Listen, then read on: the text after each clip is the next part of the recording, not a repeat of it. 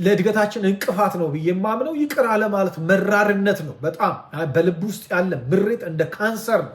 መንፈሳዊ እድገትን ይገድላል። መንፈሳዊነትን ምን ያቀጭጫ ብሎ በመንፈሳዊ ህይወታችን ሙት ያደርጋል። መንፈሳዊነታችንን እድገታችን ይገለዋል። ካንሰር አመንምኖ በልቶ ብዙዎችን ወደ ሞት ያመጣል አይደለም። በጣም ከባድ ነገር ነው አይደለም። በጊዜ ከተደረሰበት ደግሞ ምንድን ነው ይድናል። በጊዜ ከተደረሰበት ኮንትሮል ማድረግና ቶሎ ከዛ ነገር ደግሞ መዳንም ይቻላል። ነገር ግን ቸል ካልነው ዝም ካልነው ግን ደግሞ ያ ነገር ወደ መሞት ያመጣል አይደለ እንዴ? ልክ እንደዚህ ነው። ይሄ መራር መሆን፣ መራራነት በውስጣችን ይቅር አለማለት፣ ቂመኛነት እና በዚህ ዘመን ደግሞ መራሮች በዙ፣ ቂመኞች በዙ፣ በቀልተኞች በዙ። ትንሽ አስቀይሙት አንድ ሰው እንዴት እንደሚበቀላችሁ ሰፊ ፕሮግራም፣ ሰፊ የሆነ ስትራቴጂ ነው ሲቀይስ የሚሆነው እና የእግዚአብሔር ቃል ግን ወንድሜ ቢበድለኝ በቀን ውስጥ ነው ያለው። አስቡ። እኛ መቼም በእድሜ ልኬ በሙሉ አይደለም ያለው እኮ በቀን አንድ ጊዜ ወንድሜ እንደው አንዴ ከበደለኝ እኔ እንዴት ነው ማድረገው አለው ጌታ ጴጥሮስ። ጌታ ኢየሱስ ምን አለው? ወንድሜ ቢበድለኝ በቀን 7 ጊዜ 70 እንጂ አይደል ያለው? 7 ጊዜ 70 ይቅር በለው። አባዙት 7 times 70 ማለት 400 ምናምን ጊዜ ማለት ነው በቀን እና ያንን በአመትና በእድሜ ልክ አባዙት እንግዲህ። ስለዚህ ምን ማለት ነው? በአጠቃላይ ሀሳቡ በማያቋርጥ አንሊሚትድ በሆነ የይቅር ባይነት ህይወት ውስጥ ኑር ነው መልሱ በአጠቃላይ። ምክንያቱም ሁሌ መበደላችን አይቀርም። በዙሪያችን ሁሌ የሚያስቀይሙ ሰዎች እስከ ዕለተ ሞታችን አሉ። የማይቀርልን ነገር ነው። እኔ አሁን በጣም የሚገርመኝ ቸርች ውስጥም ስትሄዱ አገልጋዮች ይሄ ብሶት የወለደው ጉዳት የወለደው ህግ ደንብ ምናምን ቸርች ውስጥ ሲቀርጹ ብዙ ጊዜ አያለው እና ለምን ምናምን ብለ ሲጠይቁ አይ እንደዚህ አድርገው ሰዎች ጎዱኝ ይላችሁና ቀጥሎ እንደዚህ አይነት ጉዳት ቀጥሎ እንዳይመጣብኝ እንደዚህ አይነት አሰራር ቀየስኩ ይላችኋል። ከዛ ግን ወደ እግዚአብሔር ቃል ስንመጣ ሁሌ ለመበደል ተዘጋጅ። ሁሌ ቢትሬድ የሚያደርጉ ሰዎች አሉ። ያንተ ግን ምንድን ነው የተባልከው? ይቅርታ አድራጊውን። ኢየሱስ እኮ የካደውን አላቀውም ያለውን ጥሎት የሸሸውን ሁሉ ሰበሰበና እናንተ ለራእዩ ለአገልግሎቱ እኔ ይዤ ለመጣሁት ሚኒስትሪ አትመጥኑም፣ ሌላ ሰው ነው ብሎ አላሰናበታቸውም። ይልቁንም እንደገና ኃይል እንዲሞሉ አድርጎ መልሶ እነሱን አስታጥቆ እንደገና ነው ለትልቅ ሪስፖንሲቢሊቲ ሚሽን ሰጥቶ የመልሶ የላካቸው እና እነሱን ራሳቸውን ማለት ነው። አያችሁ ስንቶቻችን ይሆን ስፔሻሊ የቤተክርስቲያን መሪዎች ምናልባት ይህንን መልእክት የመስማቱ ቻንሱ ኖሯችሁ እንደው ደርሷችሁ ወይም ለቤተ ክርስቲያን መሪዎች ይህንን መልእክት የምታዩ ሰው ሼር አድርጉላቸውና ቻሌንጅ ላድርግ። የቤተ ክርስቲያን መሪዎች፣ ፓስተሮች፣ ሽማግሌዎች ምን ያህል የበደሏችሁን ቸርች ውስጥ የጎዷችሁን ሰዎች ይቅር ብላችሁ እንደገና መልሳችሁ ለአገልግሎት ለማብቃት ፍሬያማ ለማድረግ እኔ ልጎዳ ግድ የለም ብላችሁ እነዛ ሰዎች እንደገና ሰው ለማድረግ እንደገና የሚጠቅም ለማድረግ ብዙ ምዕራፍ የምትሄዱ መንፈሳዊ ዓለም መንፈሳዊ እድገት ይህንን ዲማንድ ያደርጋል። አዎ መናገር እንደዚህ ማለት ቀላል ሊሆን ይችላል። እኔም በህይወቴ ብዙ ጉዳቶችን አስተናግጄ ነው እዚህ የደረስኩት። እግዚአብሔር በረዳይ መጠን የጎዱኝን ሰዎች በሙሉ ይቅር ለማለት ራሴን እያማጠንኩኝ ነው። በእግዚአብሔር ፊትም ጸጋን እየጠየቅኩ የምችለውን እግዚአብሔር በረዳይ መጠን እያደረግኩ ነው ለመናገር የምሞክረው እና ይቅር አለማለት መራራነት በህይወታችን ውስጥ ካለ መራራ ስር ህይወታችን ውስጥ ካለ መንፈሳዊ ነገራችን ይቆማል። አትጠራጠሩ። መንፈሳዊነታችን ይሞታል። መንፈሳዊ እድገት እዚህ ጋር ስታክ ያደርጋል። እንዳልኳችሁ ነው፣ እንደ ካንሰር ይበላናል። ቶሎ ብለን ይቅር የምንለውን ሰው ይቅር እንድለን መጽሐፍ ቅዱሳችን በጣም በርካታ በሆኑ ቦታና ክፍሎች ውስጥ መራራ መሆን ይቅር አለማለት ቂመኛ መሆን የሚያመጣውን በጣም ከፍተኛ ጉዳት ተጽፎልናል። ስለዚህ ወገኖቼ የእግዚአብሔርን ቃልም ይሁን ኖርማሊ እንኳን ራሱ ሳይንቲፊክሊ በጣም በብዙ በሽታ የሚጠቁ ሰዎች ቂመኞች ሰዎች በቀለኛ ሰዎች እንደሆኑ ሳይንስ ራሱ አረጋግጧል። መቼም የእግዚአብሔር ቃል አለ ከሚባል ይልቅ በዚህ ዘመን ሳይንስ አለ ሲባል ነው ደስ የሚለው ብዙ ሰው እና እውነትን የሚመስለው በቃ የተረጋገጠ በሳይንስ የተባለ ነገር ሲሆን ነው ከእግዚአብሔር ቃል ይልቅ ራሱ አማኙ እንትን የሚያደርገው። በጣም የሚገርመኝ ነገር እና ሳይንሱም ቢሆን ይህንን አረጋግጦታል። ይህንን ግን የእግዚአብሔር ቃል ከዘመናት በፊት ነግሮናል። አየህ፣ የእውቀቶች ሁሉ ራስ የሆነ ሃየር ትሩዝ የሆነው የእግዚአብሔር ቃል የተጻፈልን መጽሐፍ ቅዱሳችን ኢየሱስ ጌታ ነው። ይህን የእግዚአብሔርን ቃል እኔ እወደዋለሁ። ፕራይዝ ጋድ። ይሄ የእግዚአብሔር ቃል የህይወታችን መድኃኒት ነው እና የእግዚአብሔርን ቃል ነግሮናል።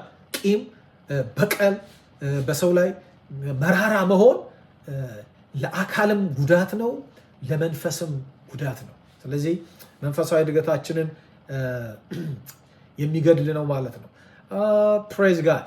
እስቲ ደግሞ የእድገት የመጨረሻ ግብ ልናገርና ሀሳቤን እዚህ ላይ ልደምድም። ፕሬዝ ጋድ። እንግዲህ የእድገት የመጨረሻው ግቡ ምንድን ነው? አድገን ምንድን ነው የምንሆነው ካልን የእድገታችን መጽሐፍ ቅዱስ እንደሚነግረን የእድገታችን ግቡ ክርስቶስን መምሰል፣ እርሱን ማላቅ፣ እሱን አጉልቶና አድምቆ ማሳየት፣ የእሱን መልክ በእኛ ላይ መግለጥ ነው። በቃ የእድገት ግቡ አንቱ ጋሼ ምናምን መባል ሳይሆን አድገን ግቡ ምንድን ነው ካል ክርስቶስን ለመምሰል ነው። እስከ ፍጹም ሙላት ደርሳችሁ አይደል? እስከ ፍጹም ሙላት ደርሳችሁ ትሞሉ ዘንድ አየህ፣ የልጁን መልክ እንዲመስሉ የጠራቸውን ምን አረጋቸው? አጸደቃቸው፣ አከበራቸው። ምን እንዲሉ? የልጁን መልክ እንዲመስሉ። ዮሐንስ ሲናገር ምን አለ?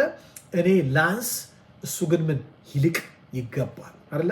ስለዚህ እኛም እያነሰን ጌታ በእኛ እየላቀ ሰውን ዓለምን እከሌን መምሰል ሳይሆን ክርስቶስን መስለን ልክ ጳውሎስ ምናል እኔ ክርስቶስን እንደምመስል ብሎ እንደደፈረ ወደዚህ ድፍረት ማደግ አለብን የማለት ያክል ሳይሆን በእውነትም የክርስቶስ መልክ የክርስቶስ ባህሪ ያ የተካፈልነው የክርስቶስ ዘርና ህይወት ፍሬው ጎምርቶ የሚታይ እላያችን ላይ ተንዠርግጎ ተንሰራፍቶ የሚታይ የመንፈስ ፍሬ የእግዚአብሔር ዓለም እና የእግዚአብሔር መንግስት ስርዓት ፍሬና ባህሪያቶች ተገልጦ መውጣት። ያ ደግሞ መጨረሻው ክርስቶስን ማድመቅ ነው፣ ክርስቶስን ማላቅ ነው፣ ክርስቶስን መግለጥ ነው፣ ክርስቶስን በእኛ ላይ በውበቱ ማሳየት ነው። የእድገታችን ግብ ይሄ ነው። ስለዚህ መንፈሳዊ እድገት መንፈሳዊ ጉልምስና ምንድነው? እሱ ግቡ ካል ክርስቶስ ኢየሱስን ማላቅ ነው፣ ክርስቶስ ኢየሱስን ማድመቅ ነው፣ ክርስቶስ ኢየሱስን ማሳየት ነው። ስለዚህ እንደግ፣ መንፈሳዊ ብስለትና ጉልምስና ይኑረን። በእኛ ህይወት፣ በእኛ ኑሮ፣ በእኛ አገልግሎት፣ በእኛ ትዳር፣ በእኛ ቢዝነስ፣ በእኛ ቤተሰብ፣ በእኛ ማንኛውም ነገር ክተቱት። ይሄ የህይወት የዕለታዊ መስተጋብራችሁን ሁሉ እዚህ ውስጥ አስገቡት። ኢንተራክሽናችሁን እዚህ ውስጥ ኢንክሉሲቭ አድርጉትና በዚህ ውስጥ እንደግ። አድገን ግቡ ክርስቶስ ይታይ፣ ክርስቶስ ይገለጥ፣ የክርስቶስ መልክ በእኛ ይታይ፣ በእኛ ውስጥ ሰዎች ክርስቶስን ይዩት እና እኛ ሳንሆን እሱ ይታይ። ልክ በአንጾኪያ ቤተክርስቲያን የነበሩት አማኞች ሲያዩቸው እነዚህ ክርስቶስን ይመስላሉ፣ ክርስቶሳውያን ናቸው ብለው ክርስቲያን ብለው ጠሯቸው ይላል። አያችሁ፣ ሲያዩቸው ነገረ ስራቸው ሁሉ የሚመስለው ክርስቶስን ስለነበር ክርስቲያን ተብለው ተጠሩ ብሎ ይነግረናል መጽሐፍ ቅዱስ ላይ። እና ሰዎች እኛን አይተው ክርስቶስን ይሄው ብለው እስኪሉ ድረስ አንድ ያነበብኩት አንድ ታሪክ አለ። ቆይቷል፣ ሆኖ ዓመታቶች በፊት ያነበብኩት አንድ መጽሐፍ ላይ አንድ ታሪክ አንብቤያለሁ። አንድ ሚሽነሪ ኡጋንዳ ሩዋንዳ፣ ቡሩንዲ ኦር ዩጋንዳ ከነዚህ ሶስት አሁን አላስታወስኩትም፣ ቆየት ያለ ጊዜ ስለሆነ ያነበብኩት።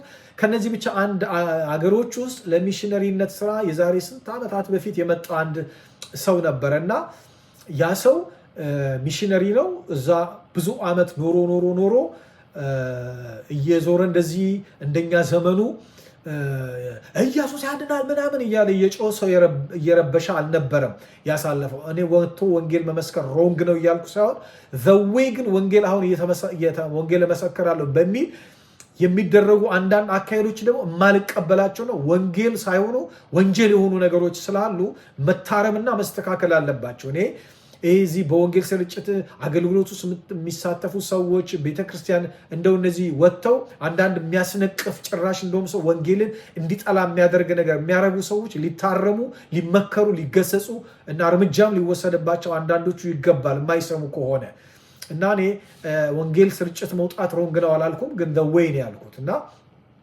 ሜተዱን እናስተካክለው ትሁት በሆነ መንገድ በእውነትም ወንጌል የምስራች ስለሆነ የምስራች እንዲሰማ የሚያደርግ አቀራረብ ይኑረን ለማለት ነው። ኤኒዌይስ በዚህ በሰማሁት ታሪክ ውስጥ ይሄ ሚሽነሪ ብዙ ዓመት ኖሮ እዛ አገር ላይ እና አርጅቶ መጨረሻ ሞቶ ቀብረውታል። ከዛ ያ ሰው ያ ሚሽነሪ በመሞቱ ምክንያት በሱ ምትክ ሌላ ሚሽነሪ ያንን ሚሽነሪ የላከች ቤተክርስቲያን ከአመታት በኋላ ያ ሰው በመሞቱ ምክንያት እንግዲህ ሌላ ሚሽነሪ ደግሞ ተተልኮ መጣ፣ ሌላ ወጣት ማለት ነው። እና መጥቶ ያ ወጣት ደግሞ እየዞረ በመንገድ ላይ ያው በጤነኛ በሆነ መንገድ ወንጌል ይሰብካል፣ ስለ ኢየሱስ ይናገራል ሲል የሚያገኙት ሰዎች ሁሉ እዛ የኖሩት ማለት ነው ይሄ የምትለውን ሰውዬ እኮ ከዚህኛ ጋር እኮ ይኖር ነበረ እና ሞቶ ቀብረነዋል ብለው የቀብር ቦታውና እናሳይ ብለው የት ይወስዱታል? ያ እነሱ ጋር ይኖር የነበረ ሚሽነሪውን ነው ወስደው ይሄው ይሄ የምትለው እንደ የምትሰብከው ሰውዬ እኮ ይሄ ነው እዚህ ኖሮ ነበር ብለው ሚሽነሪውን አሳዩታሉ። እና ምንድነው ከዚህ ታሪክ ውስጥ ያነበብኩት ሰውየው በኑሮ በአጠቃላይ ክርስቶስን አሳይቷቸው ስለነበር የኖረው ክርስቶስ ሲባል የመጣላቸው ያ ሚሽነሪ ነው። ምን ያህል ተጽዕኖ እንዳደረገባቸውና እሱም በክርስቶስ ተጽዕኖ ውስጥ እንደነበረ ያሳያል።